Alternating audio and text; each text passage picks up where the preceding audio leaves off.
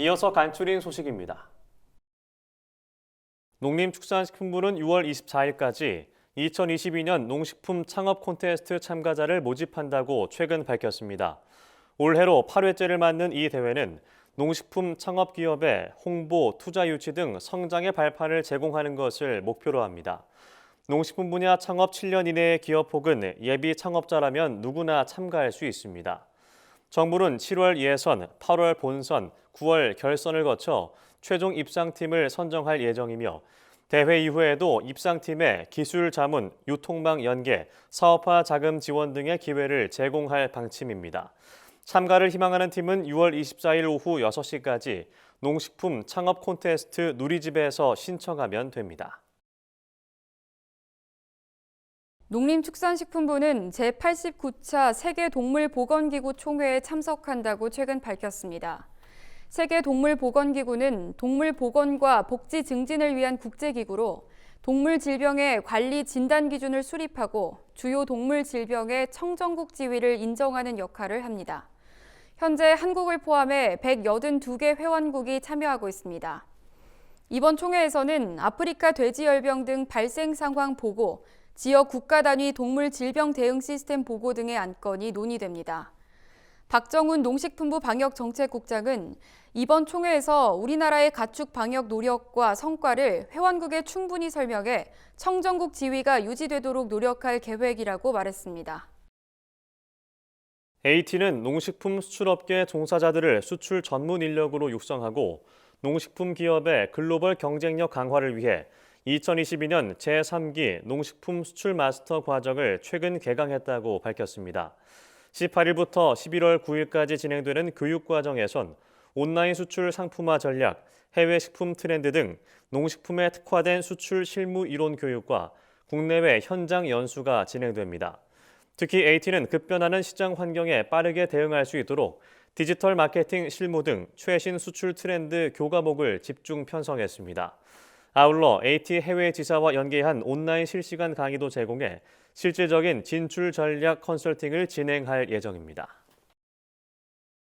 식품의약품안전처는 온라인에서 식품과 의약품 유통에 대한 감시를 강화하기 위해 한국소비자단체 협의회와 함께 소비자 감시단 컨슈머 아이즈를 만들었다고 최근 밝혔습니다.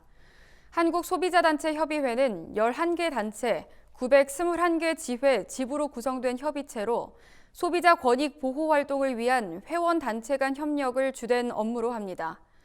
컨슈머 아이즈는 앞으로 3개월 동안 온라인 거래 중 소비자 안전 사각지대를 중심으로 모니터링 등을 수행할 예정입니다.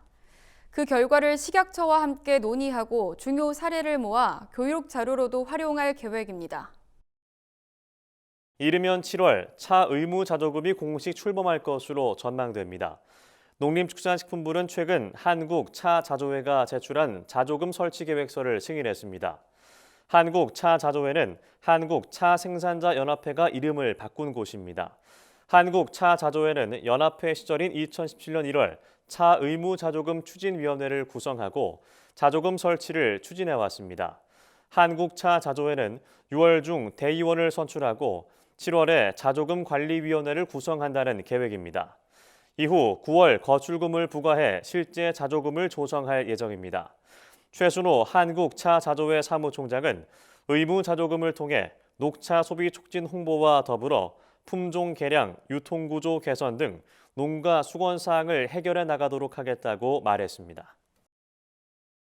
캄보디아에서 수입되는 품목 가운데 95.6%에 대한 관세를 단계적으로 철폐 인하하는 등 한국 캄보디아 FTA 주요 내용이 국내 법령에 반영됩니다. 기획재정부는 최근 이 같은 내용을 담은 FTA 관세법 시행령 및 시행규칙 개정안을 다음 달 3일까지 입법 예고했습니다.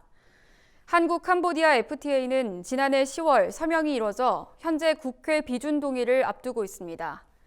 이번 시행령 개정안에는 협정 발효에 따라 적용될 11,000여 개 품목의 관세율표와 함께 긴급 관세, 상계 관세 등 탄력 관세 절차도 반영됐습니다. 또 한국 중국 FTA, 한국 이스라엘 FTA, 영내 포괄적 경제 동반자 협정 등 기존 FTA 이행과 관련된 일부 규정을 보완 정비하는 내용도 담겼습니다. 환경부가 다음 달 10일 시행하기로 한 일회용 컵 보증금제를 12월 1일까지 6개월간 유예하기로 결정했습니다. 환경부는 지난 20일 식음료 프랜차이즈 가맹점주들과 간담회를 한 뒤 이 같은 내용을 결정했습니다.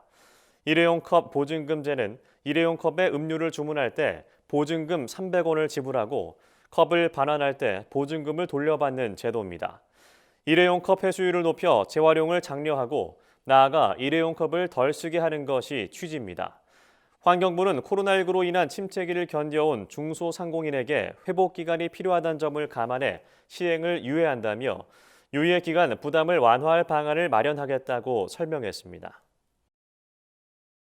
법무부가 이민자 체류 실태 및 고용 조사 결과를 연말에 공개할 예정이라고 최근 밝혔습니다.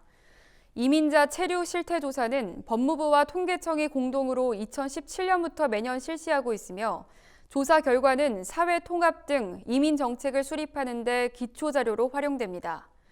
법무부는 이달 말부터 다음 달 초까지 장기 체류 외국인과 귀화 허가자 등 총 2만 5천 명을 대상으로 고용 형태와 생활 실상, 한국어 능력, 체류 사항 등을 조사할 방침입니다.